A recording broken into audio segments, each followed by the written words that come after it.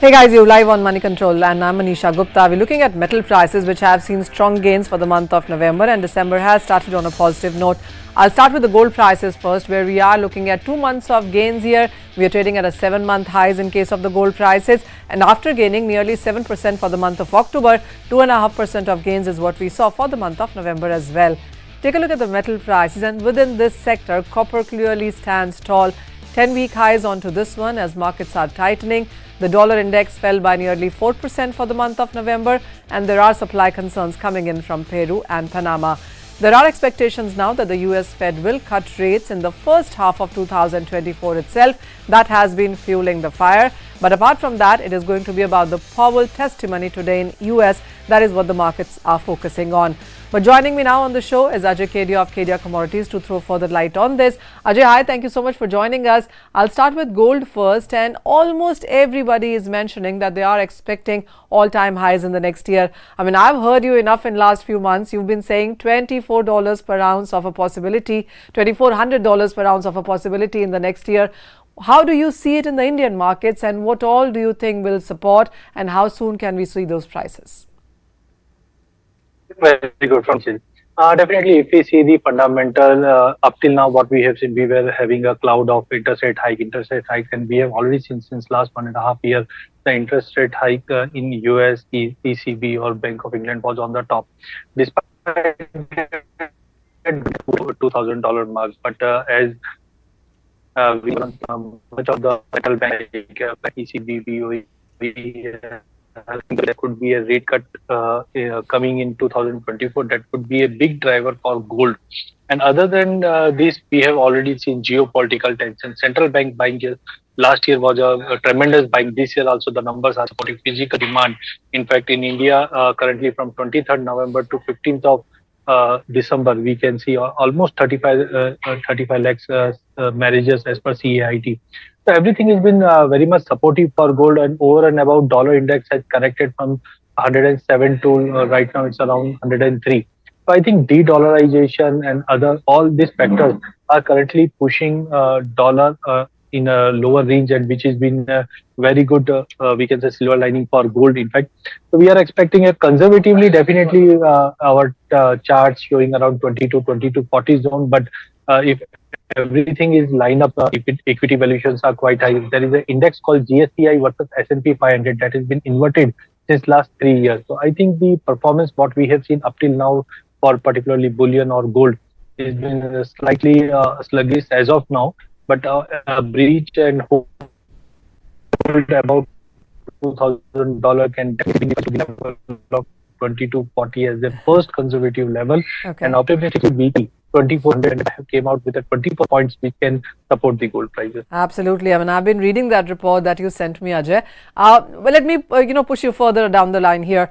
What is the price range that you're expecting that the year will end with? How would you look at the first half ending in 2024? And where do you see the gold prices by next Diwali then? If you could give us these 3 price references.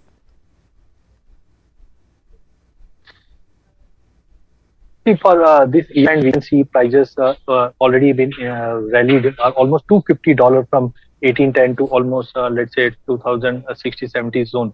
So I think some kind of profit booking could be possible in next 30 days. But overall, still we are about $1,000 for this December. But talking about the first half of 2150 to 2180. But till Diwali in international, I am sure that prices will easily cross 2250 as a conservative. But on domestic side, there are 2-3 other factors which has been 1 year we have seen all other currencies against dollar has been underperforming. Indian rupee also has been very much stable, we can say around the 83-50 zone. But overall, looking to the election uncertainty, weather condition in India, drought condition has been expected. All will make the rupee further weaker to the level of 84.50, let's say. Then also, I think gold conservatively seems to be around 68,000 on a conservative side by first half of 24. But by Diwali, it could manage to test 70,000.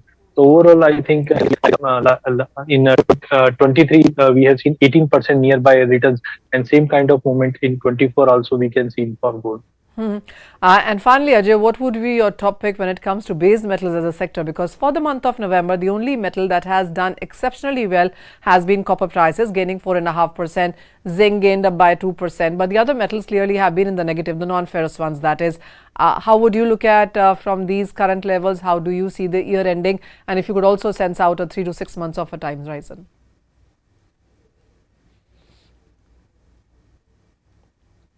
2023 was not so much pretty for base metal prices. We have seen China coming up, opening up by March of 20. Still, COVID concern was been there for first quarter. So demand from China was very optimistic from China that they will look with many policy changes. We have already seen, like in the month of October, November, they have put in around 1 trillion yuan in economy. Despite that, economy is not positively reacting.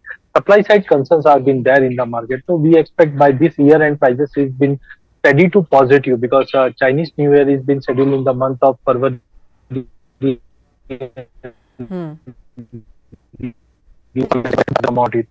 So we are around let's say 730, 732. Maybe regaining about 230, 232 level. Aluminium, I think, has been slightly sluggish because of ample supply right now. Lead has been trading in a very narrow range only. But if we talk about the first half of 24, we are more bullish on this metal because as economy has been slowly and steadily online. So I think copper should be a very surprise. We can see 88, 88.50 on LM close to 780 to 800 level for copper. Zinc, we are expecting around 240, 245, and last would be aluminium, where we can see some kind of supply side concern that can support the prices to the level of 230. All right. Ajay, thank you as always, and thank you for helping us making all of those strategies as well. So gold continues to glitter. You could be looking at very strong gains coming in for that one. The second is copper, and then zinc and aluminum. These are metals that you could be actually going in for accumulation right now.